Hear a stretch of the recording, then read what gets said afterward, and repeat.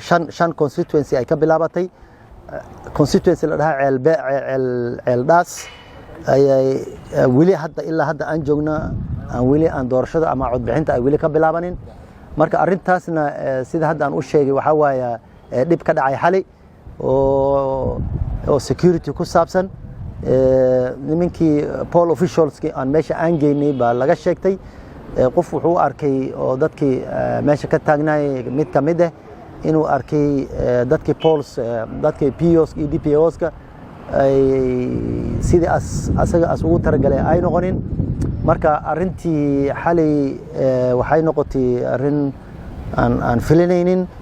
marka dadkii loogu talagalay inay tagaan 74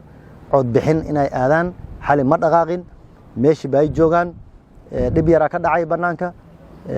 wax baa banaanka lagu gubay wax kalena waan maqalnay laakiin hadda waqtiga la joogo dadkii ma tagin meeshii ay joogan weli gudaha ay ku jiraan dibna kama dhicin IBC dadkii ay ugu talagashay inay shaqada ay qabtaan qaar meesha way ka baxeen qaarna way joogan alaabtii loogu talagalay oo maanta in lagu hagaajiyo qalabkii dhamaala meesha ku jira waxbana kama halaabin marka shalay wixii dhacayna waa saas ay u dhaceen laakiin hadda wax oo halaabay ma laha shaqadii ceeldhaas ilaa hadda la joogo weli lama qabanin maanta saan aan sheegay dadkii waan u yeernay dadkii arinta ay qusaysay oo u taagnaayay baarlamaanka waan u yeernay security baan ugu yeernay waa heshiis baa socdo wala hadal baa socdo insha Allah taala waxaan rajaynayaa waqti dhow